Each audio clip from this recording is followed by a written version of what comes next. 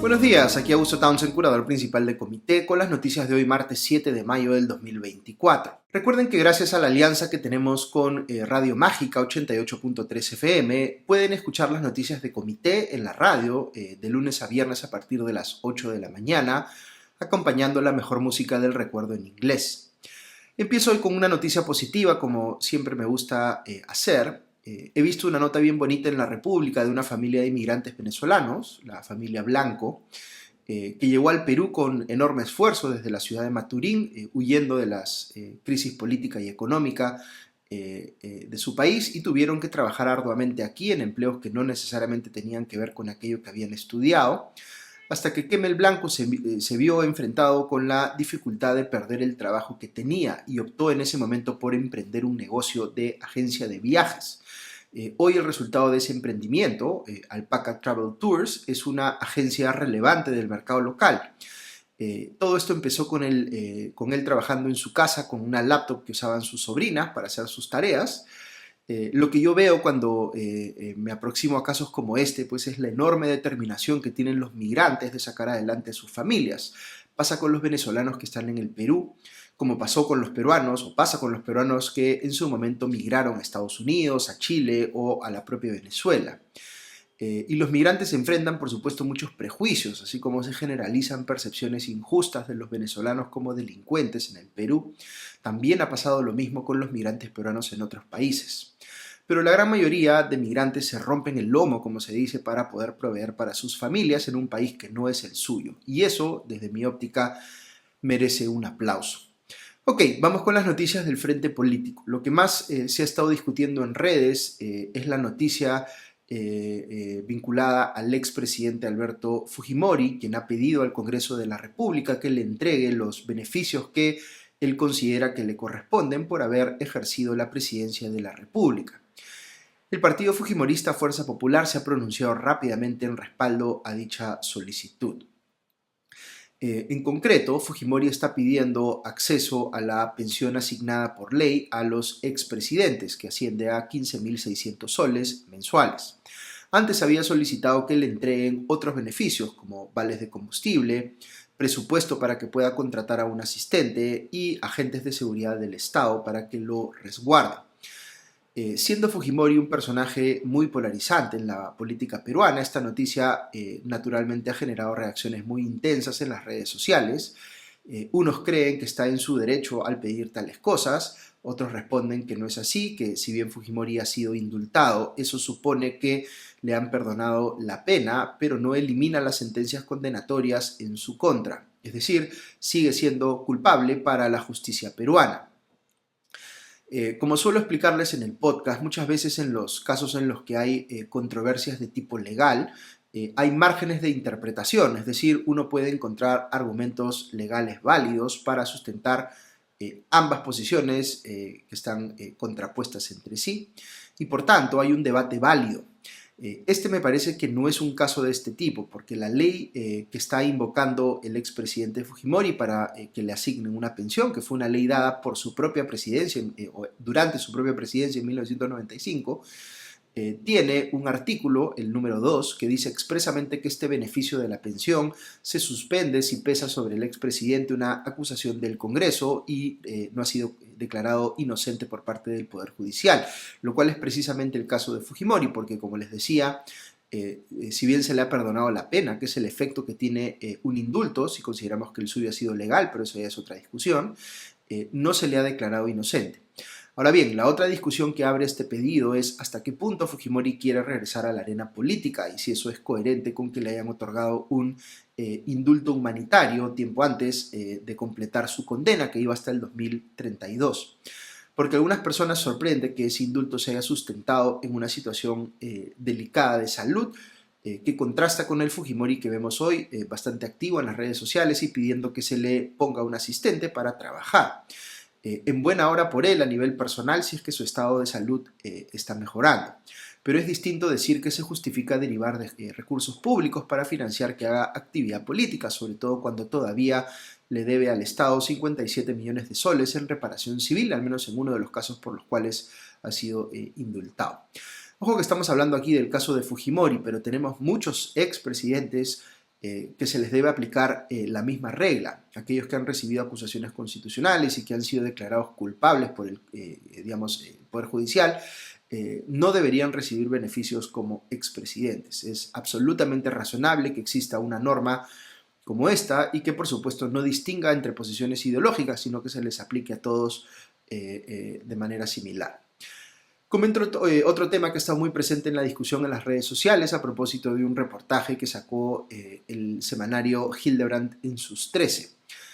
Se ha revelado que a mediados del año pasado la presidenta Dina Boluarte se ausentó un par de semanas de la presidencia, como si se hubiera tomado vacaciones, digamos, para realizarse una intervención quirúrgica por razones estéticas. Dicho en sencillo, se operó la nariz porque quería verse mejor, entre otros retoques que se habría realizado.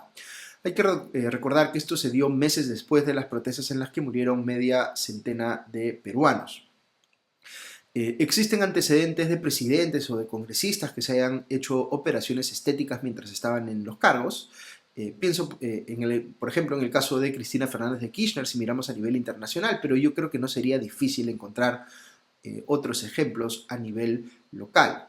La preocupación por verse mejor, hay que decir, es completamente humana, porque somos una especie pues, que valora mucho el estatus, y eso tiene que ver con cómo sentimos que los demás nos ven.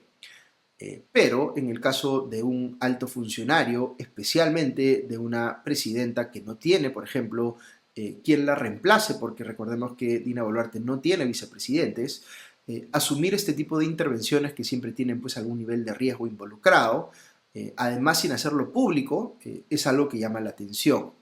Y si conectamos esto con lo que hemos conocido de Dina Boluarte en los últimos meses, vinculado a su ostentación de relojes y joyas valorizadas pues en miles de dólares, lo que revela es un nivel de frivolidad muy elocuente de quien cree que ejercer un cargo de tamaña responsabilidad es en realidad una oportunidad para enfocarse en ella, en sus gustos y en cómo proyecta su estatus, cosa que nuevamente no es inusual, lo hemos visto también en casos de expresidentes y ex primeras damas también.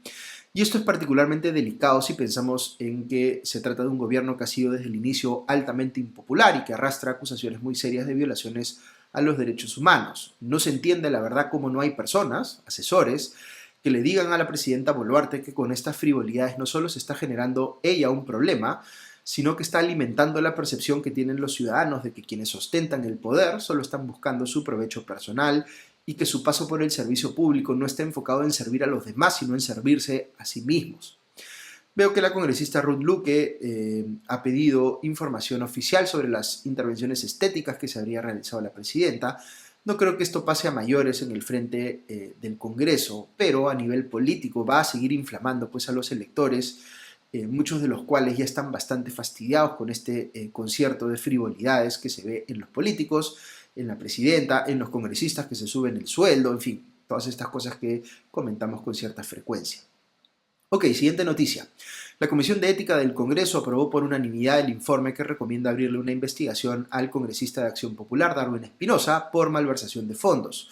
Es inusual que en la Comisión de Ética se apruebe una denuncia de este tipo por unanimidad, porque normalmente uno encuentra al menos algún congresista dispuesto a defender al colega denunciado. Pero hay factores, digamos, que han jugado en contra de Espinosa en este caso. El primero es que la denuncia periodística propalada originalmente en el programa dominical Punto Final fue muy contundente en mostrar cómo Espinosa estaba usando indebidamente recursos del Congreso, desde el personal que trabaja en su despacho hasta impresiones por millares, para financiar la creación de su propio partido. Esto además ha sido percibido como una especie de traición por parte de los integrantes de su bancada, la de Acción Popular, que insólitamente tenía al disidente Espinosa como su vocero oficial, pese a que en apariencia en paralelo estaba buscando crear su propio partido. Si bien lo único que se ha hecho de momento es declarar procedente la denuncia contra Espinosa, este respaldo unánime debe tener algo preocupado a el congresista respecto de lo que podría pasar cuando el tema llegue al pleno del Congreso, porque no parece tener pues, muchos interesados en defenderlo. Cabe recordar que Espinosa ha estado envuelto recientemente en otro escándalo por un supuesto intercambio de favores con la congresista de Podemos Perú, Kira Alcaraz, a quien le cedió un puesto en la Comisión de Ética justamente a cambio de que ésta contratara a su presunta pareja amorosa en su despacho. Otro caso que ha estado muy presente en la discusión pública es el del alcalde de Puente Piedra, Renan Espinosa. Él estuvo implicado en un accidente de tránsito en el vehículo en el que iba, digamos, chocó contra una caseta de peaje en la Panamericana Norte y terminó volcado. En los programas dominicales hemos visto las imágenes de cómo Espinosa sale del auto y cómo aparecen varias personas que luego se ha comprobado que eran funcionarias de la municipalidad de Puente Piedra, en apariencia para controlar la situación y evitar que el escándalo le salpique pues al alcalde, porque aparentemente había evidencia en el auto de bebidas alcohólicas. Pues bien, lo más grave de este caso es que Espinosa sale del lugar de los hechos en una ambulancia y esta es interceptada en un punto posterior y vemos por las imágenes de una cámara en la calle aparentemente que las mismas mujeres que sacan a Espinosa del auto y otro personaje de la municipalidad terminan haciendo que él salga de la ambulancia y este último personaje se pelea en la vía pública con el policía que quiso evitar que esto ocurra. Como escuché en Punto Final, si mal no recuerdo, lo que se aprecia en estas imágenes parece como si fuese un caso de delincuencia común, por cómo pues se agrede a la autoridad. Esto es realmente inaceptable. ¿Pero por qué ocurre todo esto? Pues hay que considerar que al escaparse de la ambulancia, Renan Espinosa evitó someterse a pruebas para detectar alcohol u otras sustancias en su organismo. Él ha dicho que no tenía que someterse a dosaje etílico porque no estaba manejando el auto, pero parece más o menos evidente que ha querido ocultar algo aquí. Mientras tanto, respecto del alcalde provincial de Cajamarca, Joaquín Ramírez, investigado por el caso a las peruanas en el que se le imputa lavado de activos y otros delitos, la Fiscalía de la Nación acaba de pedir un mandato de impedimento de salida del país por 36 meses. Como recuerda Perú 21, la Procuraduría Especializada en Lavado de Activos ha solicitado una reparación civil de 700 millones de soles, nada menos, contra Joaquín Ramírez y los otros investigados en este caso, que son como 40 personas a quienes se les atribuye pertenencia a una organización criminal. Ok, más noticias. La Procuraduría General del Estado ha pedido que se inicien diligencias preliminares contra el ex primer ministro Alberto Otárola por una denuncia que se ha difundido en los medios en el sentido de que la Dirección Nacional de Inteligencia, la DINI, que depende de la PCM, había estado haciéndole reglaje al Contralor General, Nelson Schack, cuando Otárola era el premier. Schack le habría hecho saber esto a Otárola, digamos, su molestia por estar siendo seguido por un equipo de inteligencia encubierto, y Otárola, según la prensa, no habría hecho nada al respecto. La Procuraduría entonces ha tomado cartas en el asunto y ha planteado que se investigue a Otárola y al entonces jefe de la DINI, Roger Arista, por este tema. El actual ministro de Justicia, Eduardo Arana, ha salido a decir que es falso que el gobierno de Dina Boluarte esté involucrado en actos de espionaje de altos funcionarios. Recordemos que esto no ha sido pues inusual en el pasado reciente. Me refiero al uso de la DINI con fines políticos. Ok, eso es todo por hoy. Que tengan un buen día y ya nos escuchamos mañana. Adiós.